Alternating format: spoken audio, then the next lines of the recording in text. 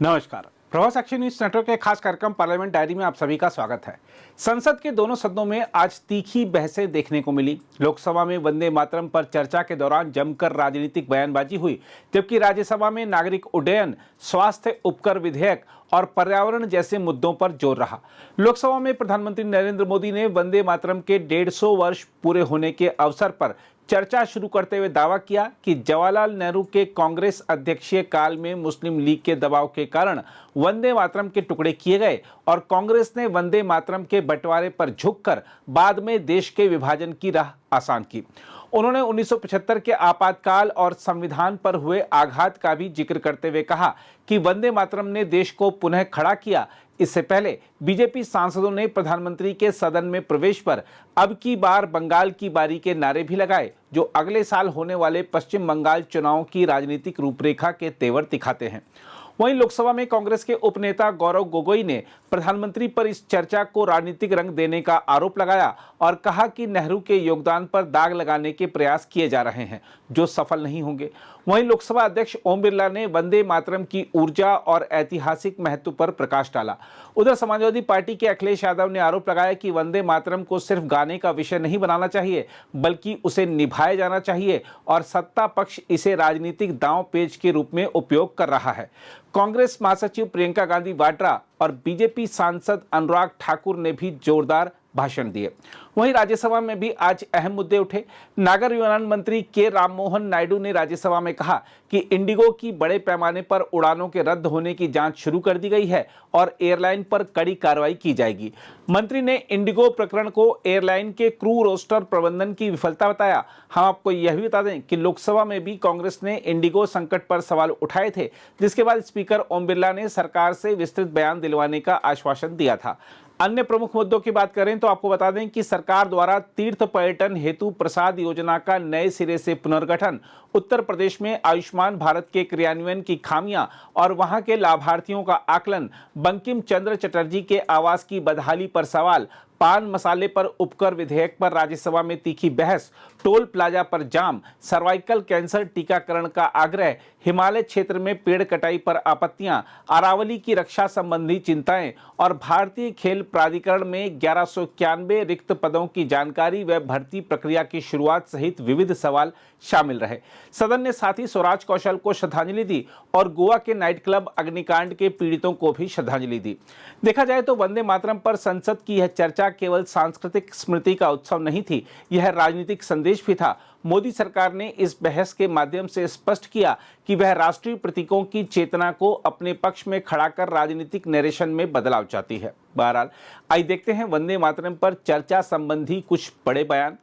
जो वंदे मातरम 1905 में महात्मा गांधी को नेशनल एंथम के रूप में दिखता था, देश के हर कोने में, हर व्यक्ति के जीवन में जो भी देश के लिए जीता जानता, देश के लिए जागता था, उन सब के लिए वंदे मातरम की ताकत बहुत बड़ी थी।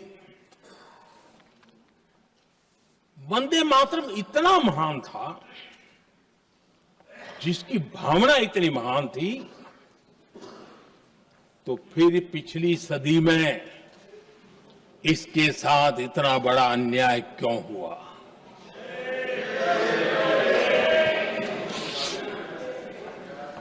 वंदे मातरम के साथ विश्वासघात क्यों हुआ?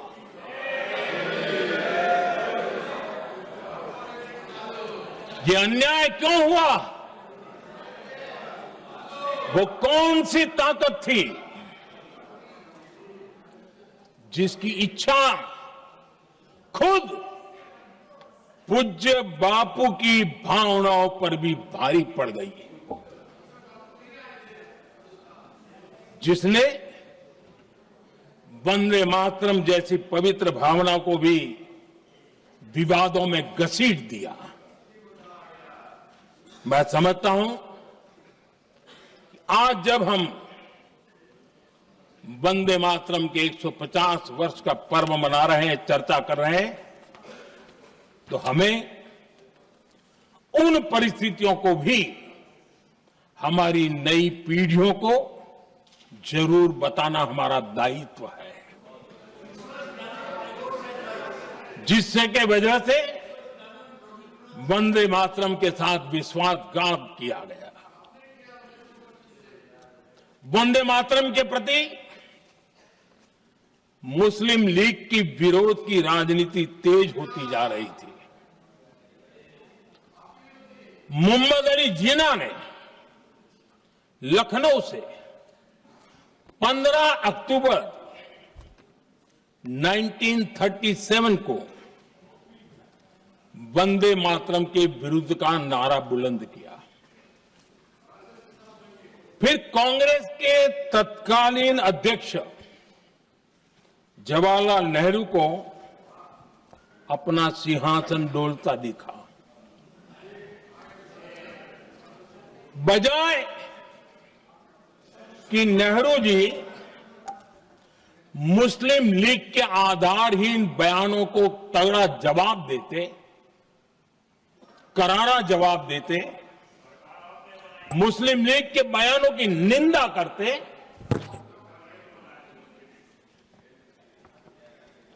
और वंदे मातरम के प्रति खुद की भी और कांग्रेस पार्टी की भी निष्ठा को प्रकट करते हैं। लेकिन उल्टा हुआ।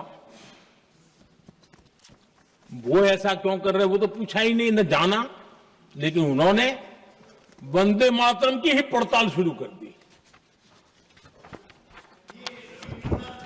जिन्ना के विरोध के 5 दिन बाद ही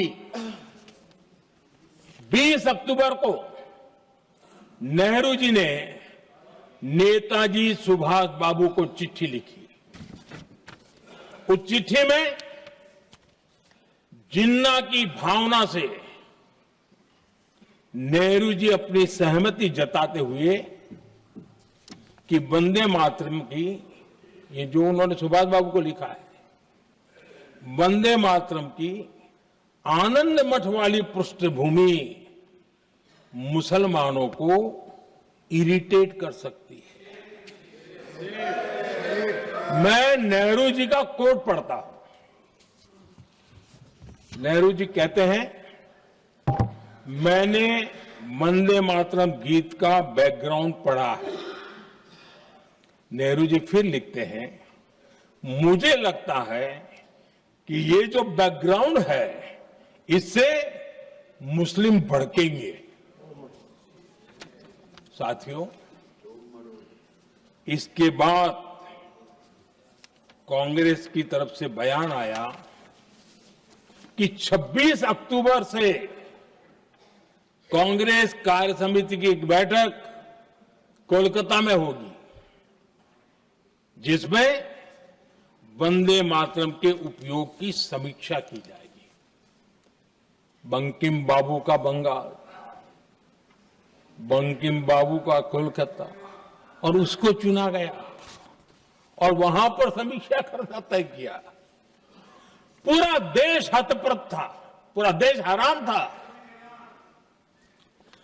पूरे देश में देशभक्तों ने इस प्रस्ताव के विरोध में देश के कोने कोने में प्रभात फेरियां निकाली, वंदे मातरम गीत गाया। लेकिन देश का दुर्भाग्य कि 26 अक्टूबर को कांग्रेस ने वंदे मातरम पर समझौता कर लिया।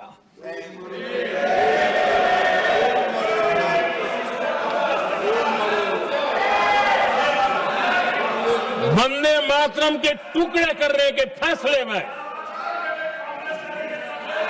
वंदे मातरम के टुकड़े कर दिए। उस फैसले के पीछे नकाब ये पहना गया, चोला ये पहना गया। ये तो सामाजिक सद्भाव का काम है। लेकिन इतिहास इस बात का गवाह है कि कांग्रेस ने मुस्लिम लीग के सामने घुटने टेक दिए और मुस्लिम लीग के दबाव में किया। और कांग्रेस का ये तुष्टीकरण की राजनीति को साधने का एक तरीका था। आदरणीय अध्यक्ष जी, तुष्टीकरण की राजनीति के दबाव में कांग्रेस वंदे मातरम के बंटवारे के लिए झुकी, इसलिए कांग्रेस को एक दिन भारत के बंटवारे के लिए झुकना पड़ा।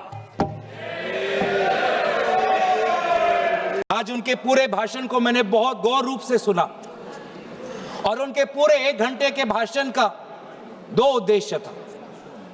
पहला उद्देश्य यह था कि उनके बातों को सुनकर ऐसे लग रहा था कि आपके राजनीतिक पूर्वज खुद ब्रिटिश के खिलाफ लड़ रहे थे।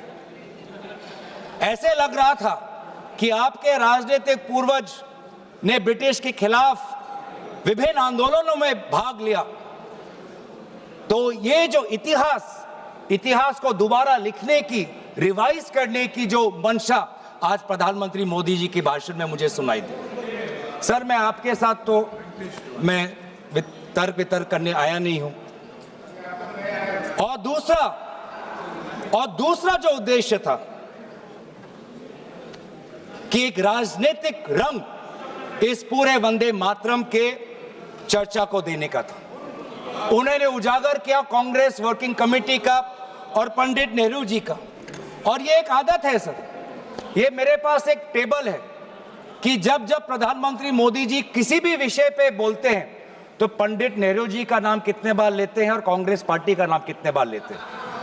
मैं बस एक ही उदाहरण देना चाहता हूं। जिस समय कलकत्ता के कांग्रेस के अधिवेशन में रविन्द्रनाथ टैगोर जी ने गीत गाया, उसके बाद लोकप्रियता इसकी आम लोगों के बीच पहुंच गई।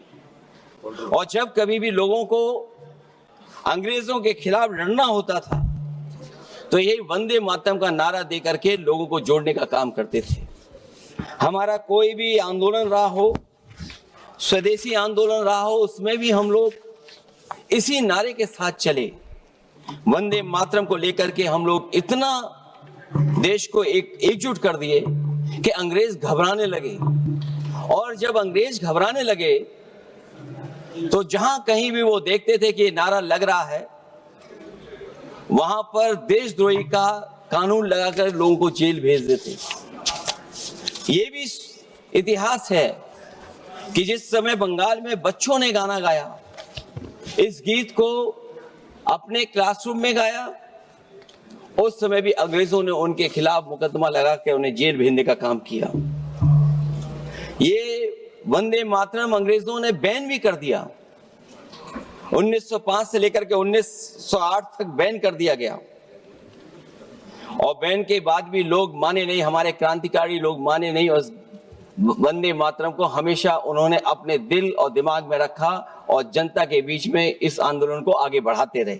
वंदे मातरम कोई दिखावा नहीं है, ना ही राजनीति का विषय है। क्योंकि सभापति महोदय, हम जब ये चीज इनके विचारों से, इनके भाषणों से जब बाहर सुनते हैं तो ऐसा लगता है कि वंदे मातरम इन्हीं का बनवाया हुआ गाना है। जिन्होंने सभापति महोदय, जिन्होंने आजादी के आंदोलन में भाग ही नहीं लिया है, वो वंदे मातरम का महत्व क्या जानेंगे। सच तो ये है कि सरफरोश लोग वंदे मातरम दिल से बोलते थे। उन आजादी के दीवानों के खिलाफ कुछ लोग अंग्रेजों के लिए जासूसी और मुखबिरी का भी काम करते थे।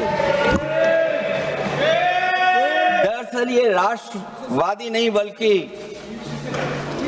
राष्ट्र विवादी लोग हैं। जहां विवाद करना हो, कभी अंग्रेज विवाद कर करके, डिवाइड कर करके, डिवीजन कर करके राज किया करते थे। सभापति महोदय, आज भी वही रास्ता कुछ लोग अपना रहे हैं। वो डिवीजन का रास्ता अपना रहे हैं, डिवाइड का रास्ता अपना रहे हैं, दरारवादी रास्ता अपना रहे हैं। इनका इतिहास खंगाला जाए कि इन्होंने आजादी के पहले और आजादी के बाद वंदे मातरम क्यों नहीं गाया। ये सभापति महोदय, आज जब हम वंदे मातरम पे इतनी चर्चा कर रहे हैं, जिस भाव से हम लोग यहाँ बैठे हैं, कम से कम ये भी खगाला जाए इतिहास में कि वंदे मातरम कुछ लोगों ने कब गाया। एक समय वो था जब शताब्दी वर्ष वंदे मातरम का था। उस समय आपातकाल लगाकर देश को अंधकार में डुबाने का काम और देश के संविधान को तार तार करने का काम उस समय की प्रधानमंत्री इंदिरा गांधी जी ने किया था। उस समय तो चर्चा भी नहीं हो पाई थी। आज स्वयं प्रधानमंत्री जी ने अपने भाषण में देश की जनता के सामने वंदे मातरम का इतिहास और इसके सांस्कृतिक महत्व को देश के सामने रखा है। मैं यही कहूंगा, एक तरह से आने वाली पीढ़ियों के लिए वो एक बहुत बड़ा डॉक्यूमेंट, एक प्रेरणादायक बनेगा, एक ऐसा दस्तावेज जिस पर 150 साल पुरानी जितनी हमारी घटनाएं घटी, कैसे वंदे मातरम ने देश को एकजुट करके रखा। और वंदे मातरम, माननीय सभापति जी, केवल एक गीत नहीं, ये महामंत्र है। और मैं तो आप सबके सामने कहना चाहता हूं कि वंदे मातरम कोई धार्मिक गीत नहीं है, किसी व्यक्ति, दल या किसी राज्य का गीत नहीं। वंदे मातरम राष्ट्र की आत्मा का गीत है। वंदे मातरम भारत के गौरव का गीत है। वंदे मातरम भारत की आशाओं आकांक्षाओं का सुरमई गीत है। भारतीय संस्कृति और विरासत का प्रतीक है। और भयभीत तो इतनी है साहब कि जब इसकी चर्चा शुरू हुई, माननीय प्रधानमंत्री जी सदन में थे, तब भी जिस परिवार को दशकों तक इस देश में नेतृत्व करने का मौका मिला, उसके 2 सदस्य सदन में ही उपस्थित नहीं थे। इतना भय, या मैं तो कहूंगा पंडित नेहरू जी ने तो वंदे मातरम को छांट दिया था, काट दिया था, उसके बाद देश को बांट दिया था। उन्होंने 2 स्टैंजा तक सीमित कर दिया था। राहुल जी ने केवल 1 लाइन गाने के लिए मजबूर कर दिया था।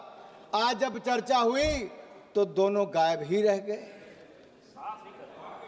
लेकिन मैंने सुना है अभी गलियारों में चर्चा थी कि शायद पिछले 5 दिन से प्रियंका जी मेहनत कर रही हैं, याद कर रही हैं, आज पूरा वंदे मातरम, पूरा सभी स्टैंजा बगैर पढ़े यहाँ पर गाने वाली है। मैंने सुना है, बाहर चर्चा चल रही थी ऐसी।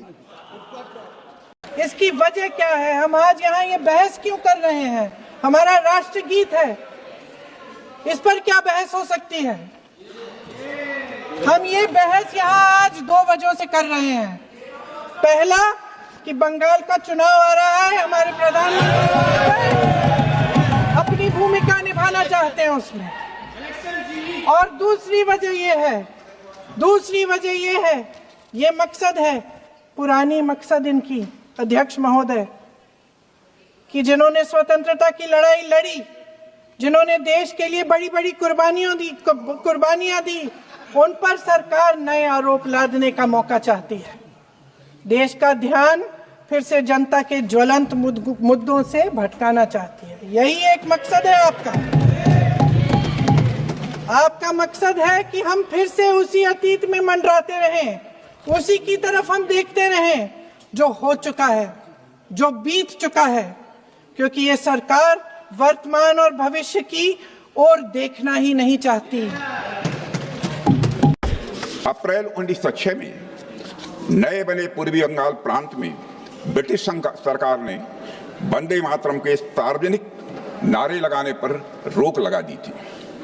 लोगों ने इस आदेश की अवहेलना की, खुलेआम अवहेलना की। विश्वनाथ मुखर्जी ने अपनी किताब वंदे मातरम का इतिहास में इसका उल्लेख करते हुए लिखा है कि लोगों पर लाठियों की बारिश होती रही, और पर जब तक उन्हें होश रहा तब तक वे वंदे मातरम का नारा ही लगाते रहे। अध्यक्ष उस्मानिया विश्वविद्यालय में भी वंदे मातरम का नारा लगाने पर रोक लगी थी। इस आदेश को न मानने के लिए वहां के छात्र श्री रामचंद्र जी को भी जेल की सजा हुई थी। उस समय रामचंद्र जी की आयु बामुश्किल 18 साल की थी और उसके बाद 18 साल की उन्हें सजा भी दी गई थी। उन्हें वीर सावरकर जी ने वंदे मातरम रामचंद्र की उपाधि से नवाजा था। जहां तक इंडिगो प्रकरण पर सरकार के बयान की बात है तो आइए देखते हैं राज्यसभा में केंद्रीय नागर विमानन मंत्री ने क्या कहा है। So from the ministry, we have made it very, very clear to all the airlines that they have to follow the rules. And from I'm just expanding so that you get the whole understanding of the issue. 1st of November, since this has happened, DGCA has been in continuous consultation. They wanted some variations, all the airlines, not just one airline, all airlines have come back because they vary in the operations. Some are having night operations, some are operating heavily in the northeast, some have ATR specific operations. So even if you talk about airlines, they all have different kind of operations, and because of the operations and because of the FDTL guidelines, which is a uniform blanket on all the airlines, they all have come for different variations. DGCA has sat with all the airlines wherever there was no compromise on the safety, after thorough consultation and after thorough safety risk assessment, necessary variations, necessary exemptions have been given beforehand itself. And on 1st of December also, this was on 1st of November.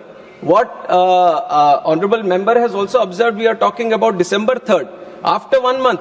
So there was 1 full month of operations in the new FDTL also. Why I am mentioning this point, even though we are saying because of the FTTL this situation has arisen, there have been lot of internal complications. This is a day-to-day operations thing that the Indigo should have maintained. Indigo was supposed to manage the crew, was supposed to manage the roster through its day-to-day operations.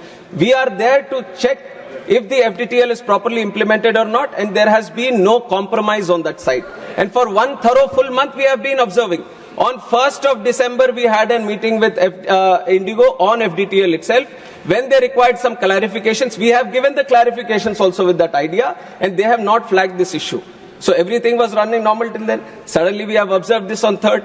Immediately when this was observed, the ministry came into the picture. We have taken over the situation at the airports. We have consulted all the stakeholders, and then you have seen how things have unfolded for those 2 days. Definitely, there was a lot of difficulty that has faced by the passengers. And as a closing statement also, let me tell you that we are not taking this situation easily.